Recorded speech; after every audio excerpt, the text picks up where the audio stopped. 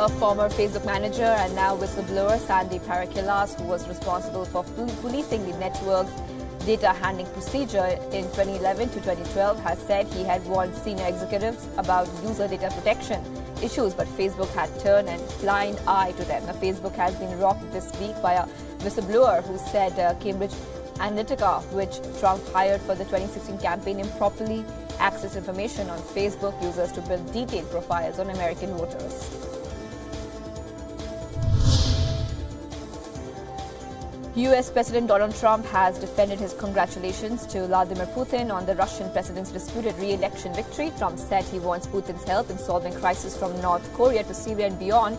Trump drew fire from Republicans and Democrats alike for telling reporters that he had congratulated Putin on his re-election and that the two leaders had made tentative plans to meet in the not-too-distant future.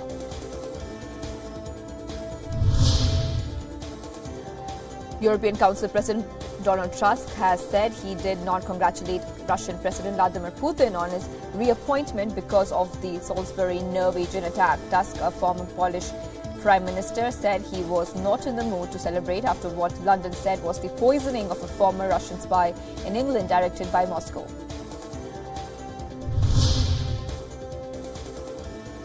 Facebook chief CEO Mark Zuckerberg has said his company made mistakes in mishandling data belonging to 50 million of its users and promised tougher steps to restrict developers' access to data. The social media network is facing growing government scrutiny after whistleblowers' allegations that London-based political consultancy Cambridge Analytica improperly accessed the user information.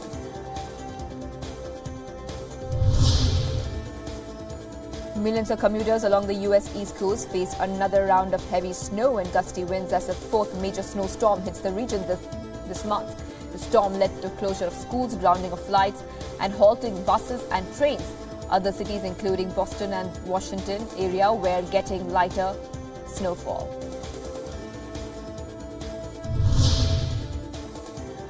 The U.S. Senate has passed legislation aimed at penalizing website operators that facilitate online sex trafficking, chipping away at a bedrock legal shield for the technology industry. The bill passed the House of Representatives last month and was expected to be signed into law as soon as this week by President Donald Trump. The U.S. is in talks with the European Union, Argentina and Australia on granting possible exemptions to steel and aluminium tariff trade representatives. Robert Lighthizer, the trade representative, told the House of Representatives that he expected a decision soon from President Donald Trump on tariffs against imports from China, which Washington accuses of stealing U.S. intellectual property. The U.S. Department of Homeland Security is prioritizing election cybersecurity above all other critical infrastructure projects. The agency chief said just months ahead of the November midterm elections, the hearing to examine the Trump administration's efforts to improve election security came as U.S. intelligence officials have repeatedly warned that Russia will attempt to meddle in the 2018 contest after successfully doing so during the 2016 presidential campaign. The survivor of the Virginia Tech shooting, Colin Goddard, has said he is amazed by the student activism surrounding the mass shooting in Parkland, Florida in February. Goddard credits the social media savvy and education on gun issues as well as the groundwork laid by gun safety advocates for helping to shift public opinion. The Goddard also hopes the students' activism following the Parkland tragedy will help them recover as it helped him years ago.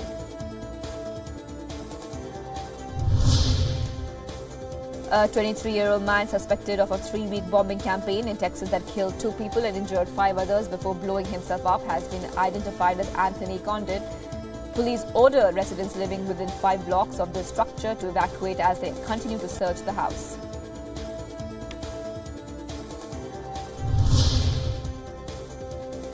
The U.S. will consider re-entry to the Trans-Pacific Partnership once Washington accomplishes its goals on other trading relationships. And U.S. Treasury Secretary Steven Mnuchin has said during an official visit to Chile, the Trans-Pacific Partnership is aimed at cutting trade barriers in some of the fastest-growing economies of the Asia-Pacific region. The original 12-member deal was thrown into limbo early last year when President Donald Trump withdrew the United States from it, citing concerns about protecting U.S. jobs. Russia and UK have traded sharp allegations during a meeting at Russian Foreign Ministry in Moscow, attended by dozens of foreign diplomats, over alleged poisoning of ex-Russia spy. Many ambassadors, including those of Britain, France, Germany and the United States, stayed away from the Moscow event, sending more junior officials instead. The Britain has accused Moscow of running an assassination program to eliminate its enemies.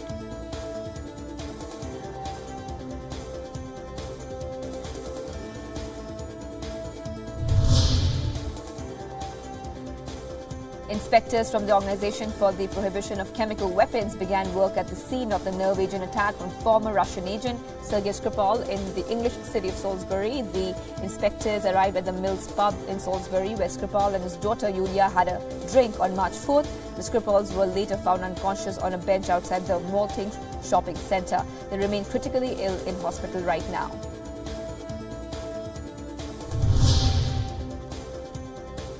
A showdown between French railway workers and President Emmanuel Macron's government grew more threatening after internal labour union message suggested rail workers could paralyse services even outside of official strike days. The message urged workers to go beyond officials' notified work stoppages announced for the coming months and cause network disruptions on non-strike days as well.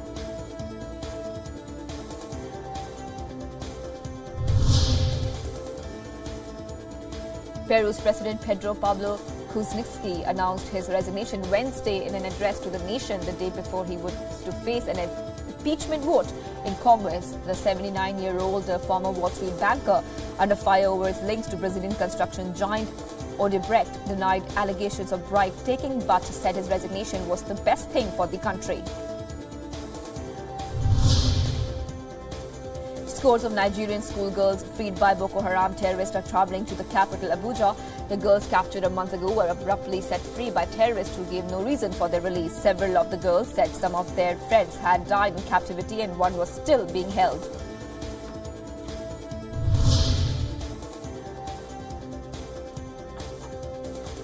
Former Israeli Prime Minister Ehud Barak has defended his country's decision to strike a Syrian nuclear power reactor more than a decade ago. Barak said Israel destroyed the reactor without humiliating Syrian President Bashar al-Assad, without telling all his people that something dramatic had happened to some project that no one knew about in Syria.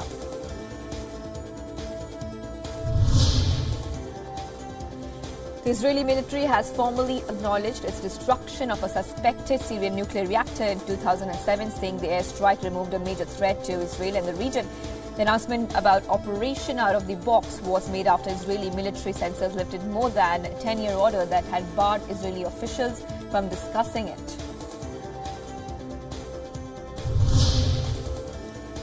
The Turkish commander Ismail Temel, who oversaw Turkey's olive branch offensive, paid a visit to Afrin in the wake of its capture by Turkish forces on Sunday.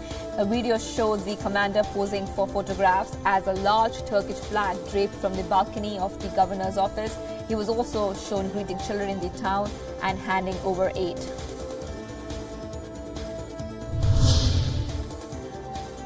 A Brazilian federal appeals court will make a final ruling next week on a corruption conviction of former President Luiz Inácio Lula da Silva. The three-judge appeals court in southern Brazil will rule Monday on the final procedural appeals by Lula's legal team. The same court has already upheld Lula's conviction on taking bribes and money laundering.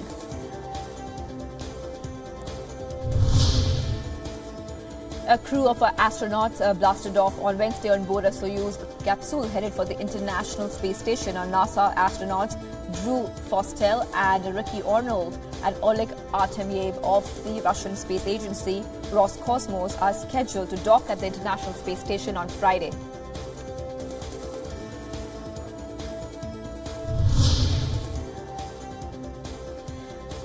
United Airlines CEO Oscar Munoz has said that recent death of a puppy on one of its flights should have never ever happened.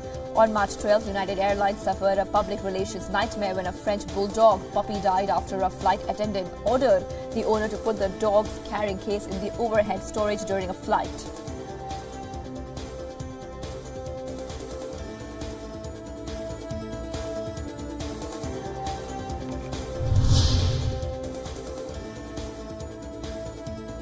The International Cycling Union will use X-ray technology and randomly select bikes to dismantle following a race in an increased effort to fight technology fraud. The UCI President David Lapertine, who won a landslide election victory over Brian Cookhouse last September, had promised the detection of potential mini-engines in bikes would be one of its top priorities.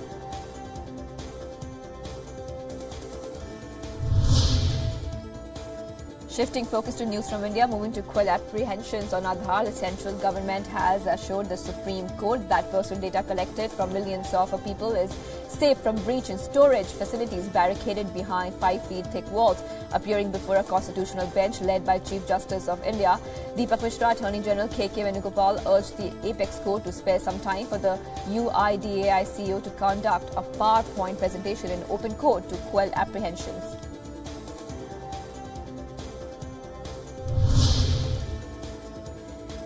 The Constitution Bench of the Supreme Court, headed by Chief Justice Deepak Mishra, will resume hearing the Aadhaar linking case today. The central government will resume its argument in support of Aadhaar. In the last hearing, Supreme Court chose to extend the Aadhaar linking deadline till the matter is disposed of in the court. Another Constitution bench, in a verdict arising out of the Aadhaar matter, has already ruled that privacy is a fundamental right.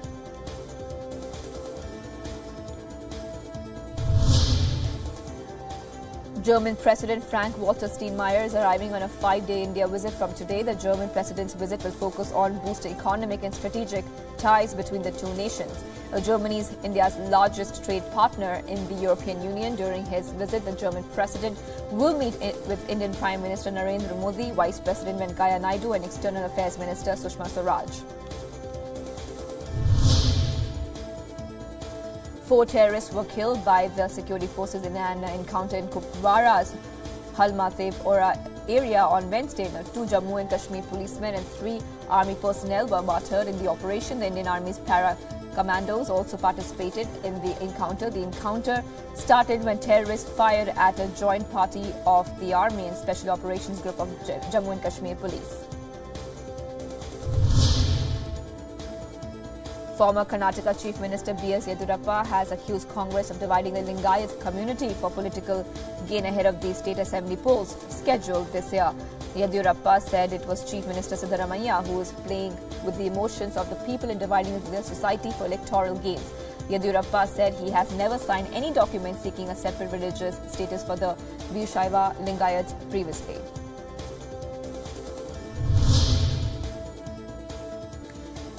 The investigating agencies probing Punjab National Bank fraud case suspect that some of the bank employees possess bank accounts and properties in foreign countries, which could be linked to Nirav Modi. And this is according to a report. Nirav Modi and his uncle Mehul Choksi have allegedly defrauded Punjab National Bank to the tune of nearly $2 billion by fraudulently using letter of credits.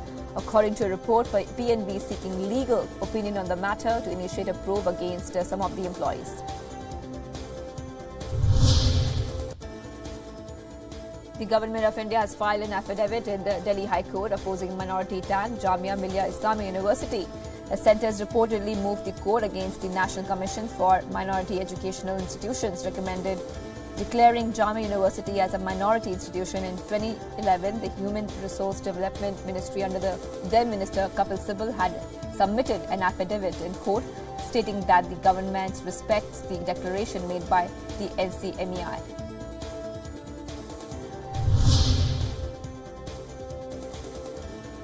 RSS Chief Mohan Bhagwat has said that the construction of Ram Temple in Ayodhya is a resolve of his organization. Observing that the present circumstances are suitable for the construction of the temple, Bhagwat said those who want to build the Ram Temple would need to follow in footsteps of Lord Ram. Bhagwat made the comments while unveiling a 52 feet tall statue of Maharaja Chhatrasal in Madhya Pradesh.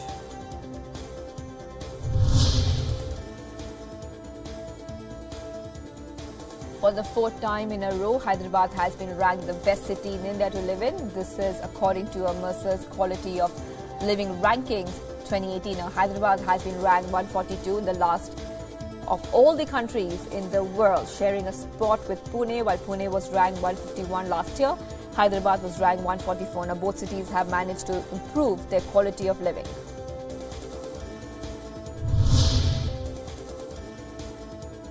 Actor Amir Khan's upcoming production, Mahabharat, will have a budget of 1,000 crore rupees. Reliance Industries chairman Mukesh Ambani will be co-producing the film. The Mahabharat franchise is likely to be made in 3 to 5 parts, which will be directed by different filmmakers. Actress Meghan Markle is set to get her own wax statue at Madame Tussauds, London. The statue, which will be placed next to that of her fiancé Prince Harry, will be unveiled in May ahead of their royal wedding. Interestingly, Meghan stars in a television drama Suits.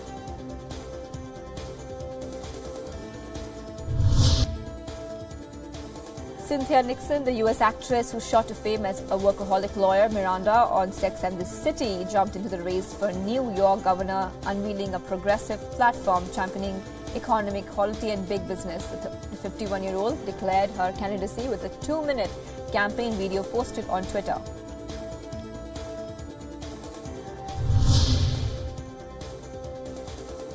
Shifting focus to sports, India's Yuki Bhamri will feature in the main draw in his second successive Masters event after reaching the first round of the Miami Masters. The 25-year-old, ranked 107, defeated Ilyas Emir 7-5, 6-2 and will face Bosnia's Mirza Basic in the opening round later today.